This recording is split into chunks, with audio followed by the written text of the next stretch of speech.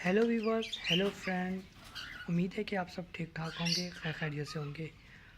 आज की जो वीडियो है, आज की वीडियो का टॉपिक जो है वो है छल्ली पे।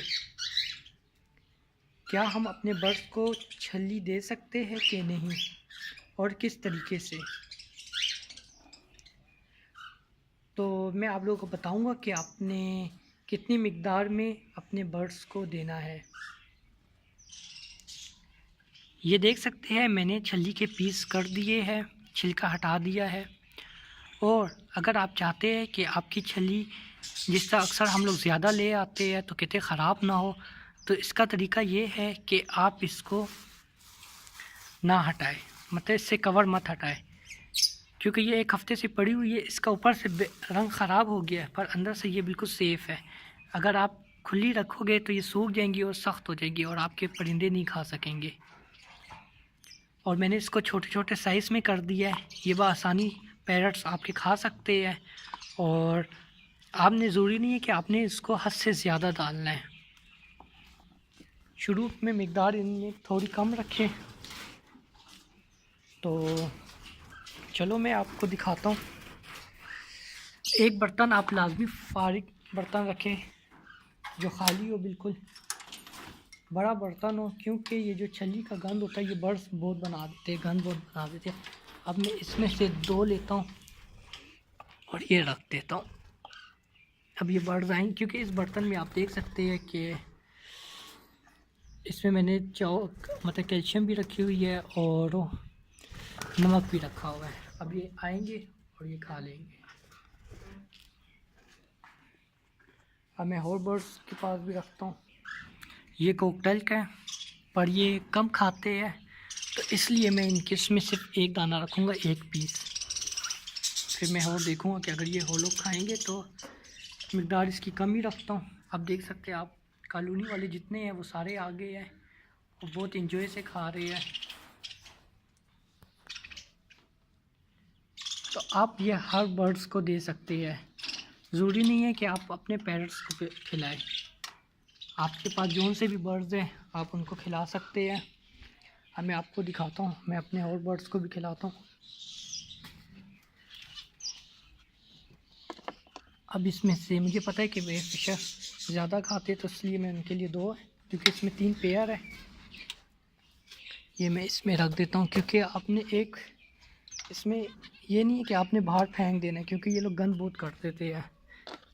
अब ये जो नरम जो है, ये देख सकते हैं, जो एंड वाला जो हिस्सा है नरम, वो मैं इनको ज़ेब्रा फिंच को खिला देता हूँ।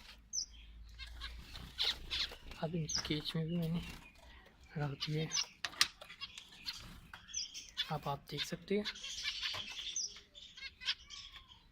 ये जो नरम मैंने इसलिए रखे हैं क्योंकि ये बआसानी से ये खा सकते, क्योंकि इनकी चोंच पैरट की तरह नहीं होती जो ये खुदरते रहे।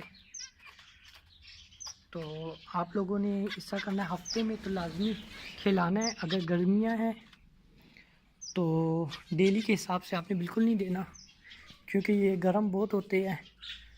और अब मैं ये और रह गए, मैं पीकॉक को इस तरह देता हूँ कि पीकॉक के ये दाने निकाल के खिलाता हूँ। चलो ये तो काफ़ी टाइम लगेगा दाने निकाल के इनको देने के लिए। थोड़े से दाने मैं आपको दिखा देता हूँ कि मैंने निकाले हैं, और मैं इनको,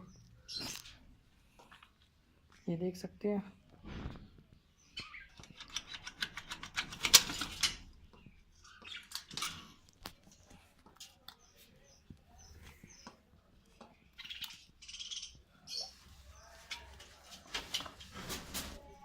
ये आगे सारे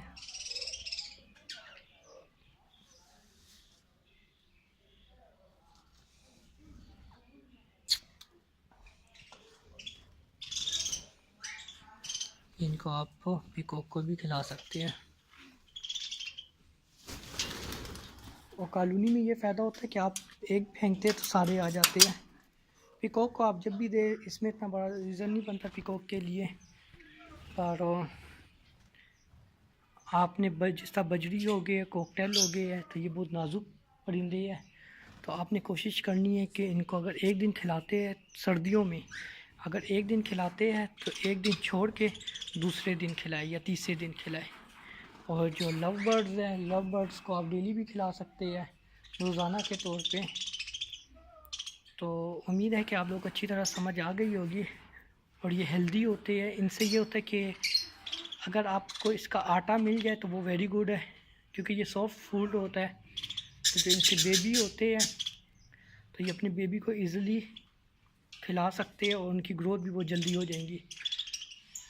और जो बर्ड्स आपके वीक हैं, कमज़ोर हैं, उनको लाजमी आप दें, तो आपको इसका रिज़ल्ट मिल जाएगा। आई होप आप लोगों को अच्छी तरह समझ आ गया होगा। ओके, अल्लाह हाफिज़।